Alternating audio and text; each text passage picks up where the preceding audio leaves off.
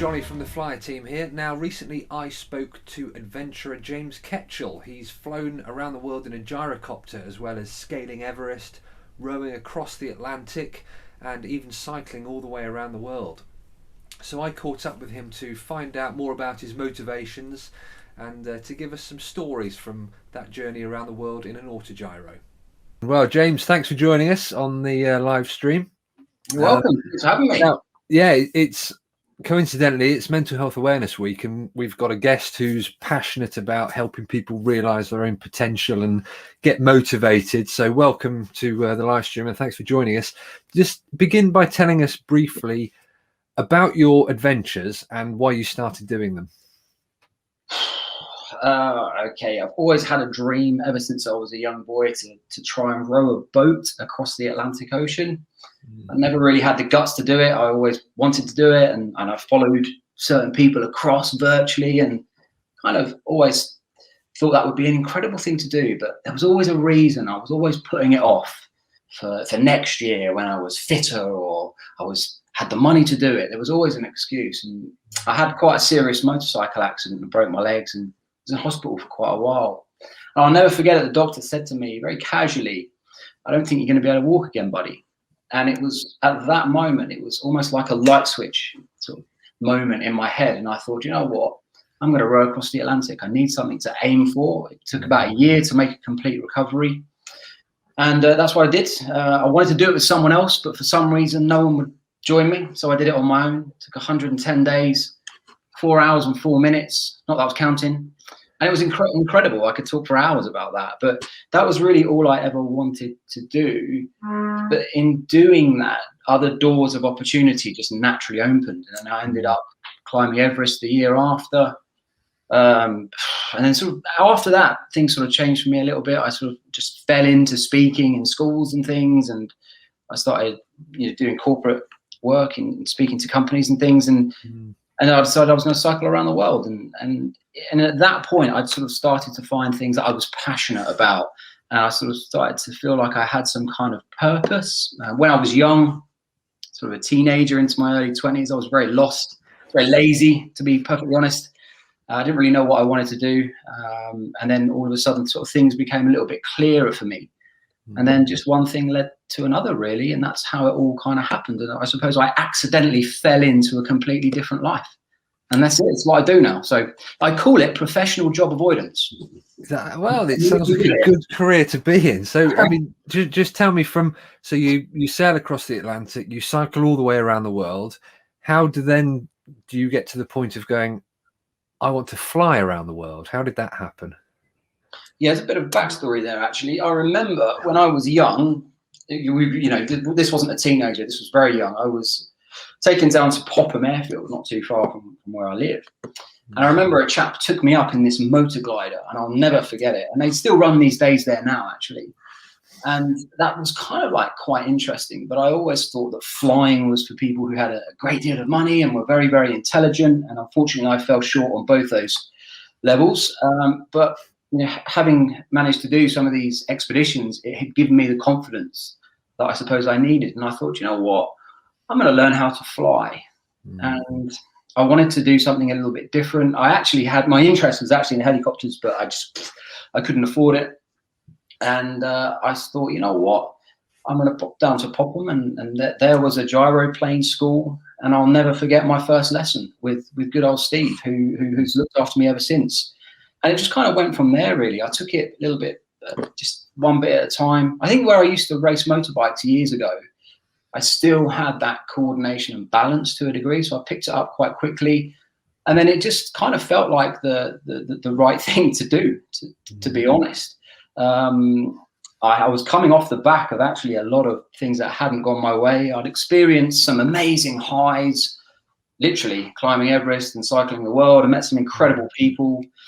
But then I ended up having a few projects that didn't quite go my way. I was rescued in the middle of the Indian Ocean, which was really, really quite scary. And then I took a guy across the Atlantic Ocean. It was a job. I was guiding for him. And then I tried to row a boat around Great Britain. but I got ill and had to abandon that. So going into learning how to fly, I was coming off the back of a lot of stuff that hadn't really gone my way. And yeah, I'll tell you what, everything's easy when everything's going your way. You only really find out who you are and what you're made of when, you know, things aren't going your way. So I kind of decided that, you know, this is my purpose. This is what I do. This is what I enjoy doing. And I ended up just thinking this is the right thing to do. But by far, the hardest part out of all this is getting to the start line. Yeah. That journey to acquire that aircraft and get the funds in place to get to the start line was extremely difficult. And it's, you know, probably from the outside, someone looking in who perhaps doesn't know the story or doesn't know me, you would see all these company logos on the aircraft and think this guy's massively corporately backed and it's a big project. But actually, these companies don't write blank checks. I can tell you that for a fact. And it was, I was on a shoestring budget, but we managed to sort of pull it off. And I didn't really know if I could do it, to be perfectly honest. I'd had, you know, things go my way. I'd had some things not go my way. So I just thought, quite often or not, you can't really control an outcome, but you can control your own mindset and your attitude. And I just thought, you know what, just getting to the start line to set off to try and fly around the world is an achievement for me. And I'll just take it day by day. And I said to myself before I left, no matter what happens, I am going to be positive. And I broke it down, and 175 days later, I somehow managed to get myself back to popping. So, yeah. Yeah. So from that start point, just talk us through what countries did you go through? Well, I mean, it was fairly straightforward to begin with. Flew over to France. I stopped in my first school that I visited. Then over into Germany, down to the Friedrichshafen Aero, where I met up with Ed. And then back into back north up to Germany to Leipzig, and then from there into Poland, from there up into Lithuania, and then flew over Latvia and then into Estonia, and then basically flew the whole way across Russia, which was just incredible, just absolutely incredible. And it was a bit of a last minute change, actually, because it was only a few months before I was due to leave. I was going to go a different way, routing down through Europe, out through the Middle East, across India and Asia and up through Japan. But the Pakistan airspace shut down, and that became a little bit of a problem. But luckily, my sort of logistics guy, Eddie at Gase, did a great job, and we teamed up with Mac Aviation, and it just so happened that Russia was opening up at the time, and I guess things happen for a reason, and we were able to make some changes and get across Russia, so it was amazing. And then after that, it was into America. I wanted to do something slightly different. I've cycled across America twice, and so I've seen quite a lot of it, and I've always had a really good experience out there. But I thought, you know what, I'm going to see if I can somehow land in every single state. You know, the only one I couldn't do was Hawaii. You know, we'd run out of fuel before we get there. But yeah, America was just absolutely incredible. It's a great place to fly. And then it was the classic route back across the Atlantic up to, I actually flew to Iqaluit. Yeah. And then that's on Baffin Island, and then across to Greenland, and then to Iceland. Then Faroe Islands was beautiful as well. And then back down to Scotland, and that's pretty much it, really. That's around the world. Brilliant. Now, aviation is such a controlled, and some might say a very sanitized environment and a way of doing things. How did this adventure compare to rowing across the Atlantic, where it's just you and the waves, and very little in the way of control? Rowing across the Atlantic is easy in comparison to this. There's a lot of things that are outside your control with this. Flying around the world was quite stressful. I found it. The actual flying itself, for me, was not difficult. I found it relatively straightforward. I found it very enjoyable.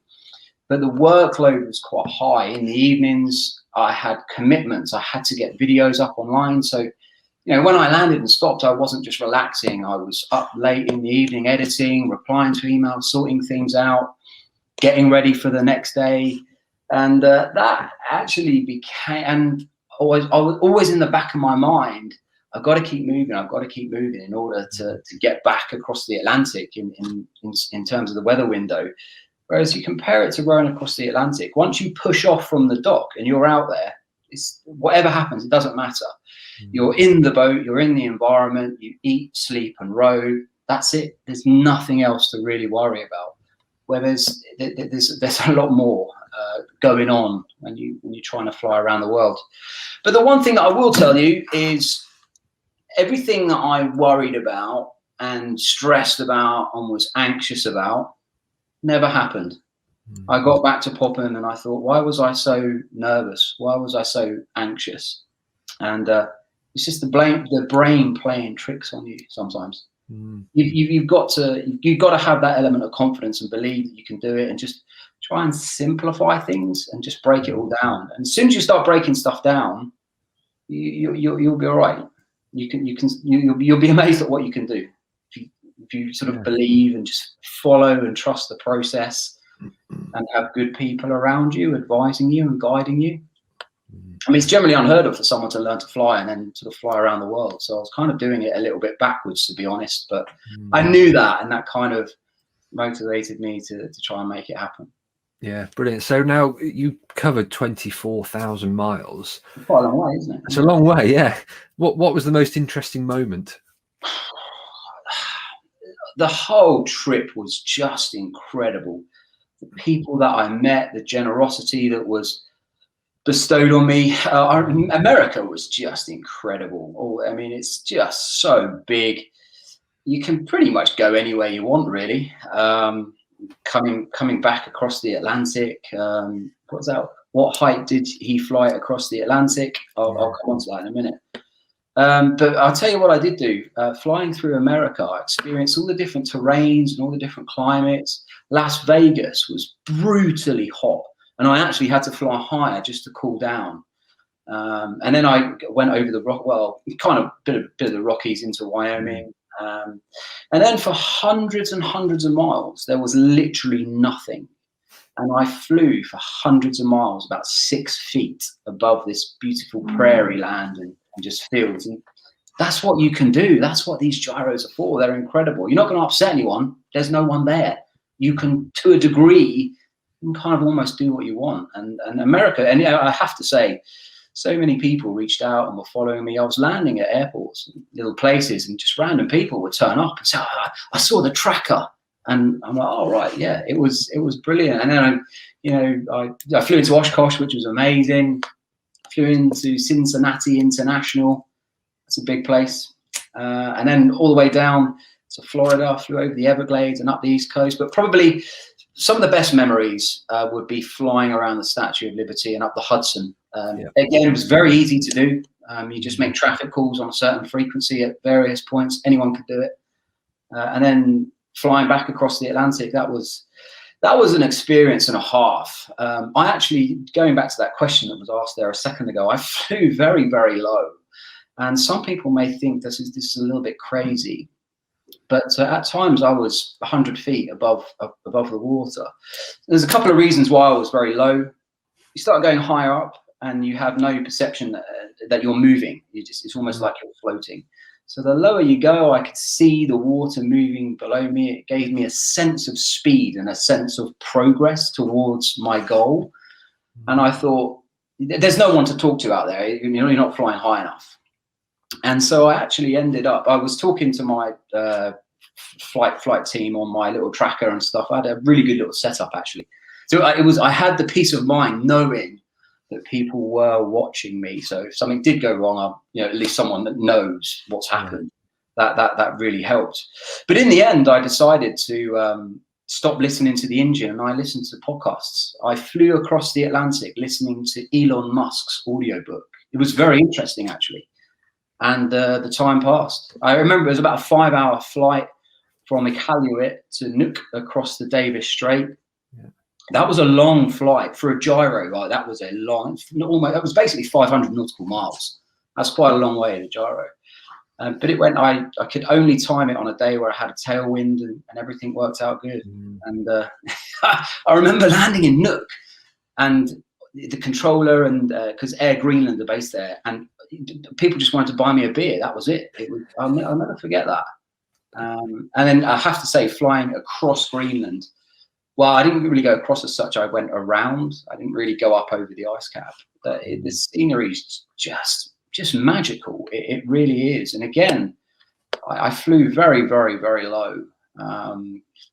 Yeah, and then flying back across to Iceland, that was the only day I had a real I got the weather sort of wrong as such. The clouds sort of started to drop, and the visibility really deteriorated and got quite poor. And I had a pounding headache, and that 5 hours never went so slow. And I have to say, I was never so pleased to see land. And it's funny because as I was coming in to Iceland, to Reykjavik, literally there was sort of fog and cloud and mist down to the ground, but the only place that was clear was my airport. And I thought, my goodness, I guess someone's looking down on me. So yeah, I mean, it was so many memories are just absolutely incredible. And it wasn't, it's quite intimidating to think of flying around the world, but now I can sit here having done it. It's far more doable than you might think. It really, really is. Yeah, that's fascinating. And we were talking as a team earlier about how you seem to have a determination that most people just don't have, to be able to just crack on and see an objective and get to it. And that leads me on to my next question, which is, what's next? What's next? Okay, so I will always fly. I absolutely love my flying. There's a couple of things that I'm working on, a couple of big projects. My next big project is 2024. I'm working on a project to sail around the world, and I'm taking some young individuals between 18 and 25 from difficult, challenged backgrounds away with me. I'm hoping that the project will give them an opportunity to sort of shoot off on the right trajectory in life, because everyone has hidden talents in them. Everyone is good at something, but some people are quite unlucky. They're not in the right environments. They don't have the right people around them. And so I want to identify some people that I can help and take them away on a journey that will hopefully instill that confidence in them, that they can do things that they want to do, and potentially sort of change some people's lives. So that's what I'm working. It's a big project. It's huge, but I did promise my dad that my dad was really quite envious of my flight around the world. He was tracking me and stuff. And I promised him before he gets too old, he's getting on a bit now, but before he gets too old, I will fly him around the world. So realistically, probably in the next 7 to 8 years maximum, I will fly around the world again. We will not be doing it in a gyro, but we'll be doing it in something fun, and we will do that. So I say I'll do something, I'll always do it. So I have to honor that. Yeah, no, that sounds great. And we look forward to it. There's lots going on, and of course, during lockdown, I wrote the book and stuff. So, yeah, absolutely. So, just tell us a bit about the book. What's it called? What's it about? Where can we buy it? The book is called "It's All Mental." Everything we do is in the mind. So, half the book is about the flight around the world, and the first half is about all the projects that I've worked on that haven't quite gone my way, from being rescued twice. And some of the ups and the downs and the things that I've learned along the way that I think will be useful for people. Although it's just my story, but instead of it just being a story, I'm sharing things that I feel will have value to people. And especially I talk quite a bit about my mindset and having the right attitude and having the right outlook on things. And it's just me sharing my opinions on things and things I've learned. So I thought it was quite appropriate to call it "It's All Mental." Yeah, definitely. Now, just before we wrap up, I'm just going to flash up a comment here from Richard Kennedy. Fantastic guest. I could listen to this for the whole hour. Well, Richard, I think we'd love to get you back, James, to talk to Flyer Club members about your trip around the world. So we'll tee up a date, and what we'll do is we'll share, because I mean at the moment you're just looking at my ugly mug and I'm telling the story. So it would be better if I sort of share the screen and all these pictures and things. We'll bring it all to life. So more than happy to do that. That would be absolutely fantastic. I mean, there was one comment that scrolled through earlier that I just wanted to put out from Darren Newton, and he said it's amazing. He was talking about the flight that you took in a motor glider from Popham when you were a young kid. Yes. And he said it's just amazing the seeds that can be sown by one single flight. And so the opportunity that all of us have got to share aviation with people, you just never know what change that's going to bring and how that can be a force for really fantastic good. So absolutely. Anyway, I have to say, James, that was an absolutely fascinating chat. And like many people, I wish it could go on for hours. But and we'll get you back, and we'll have. Saying that, but no, I promise you, I won't regret saying that. We'll get you back, and we'll have a presentation with your pictures and stuff. No problem. Absolutely. I mean, just astounding. And there was a whole bunch of questions that we just unfortunately haven't got time for. So if you ask a question and you didn't get it answered, then stick it. We'll dig it out, and we'll make sure that when we get James back, we got that on as well. So that's. Thank you so much for joining us. What's the book called again? It's All Mental? It's All Mental, and you can pick it up on my website, just jamesketchell.net. It's on there, ready to go. So pick up a copy and let me know what you think. It took me a year to write this. So yeah, it's quite a lot of effort and work has gone into this. Was that harder than flying or easier than flying? Harder, much harder. Harder. There you go, people. Don't write a book. Fly around the world instead. James, thank you very much.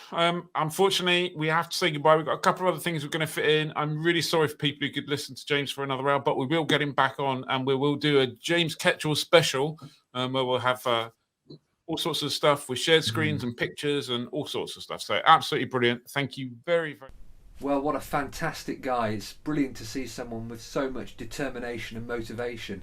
And if you did like the video, then please don't forget to like it, chuck a comment in below. We will be speaking to James again in the future, so if you have a question, stick it in the comments. Subscribe to the channel if you don't already, and when you're on the channel, hit the bell notification icon so that you can find out exactly when we publish our flyer videos. So once again, thank you very much for watching.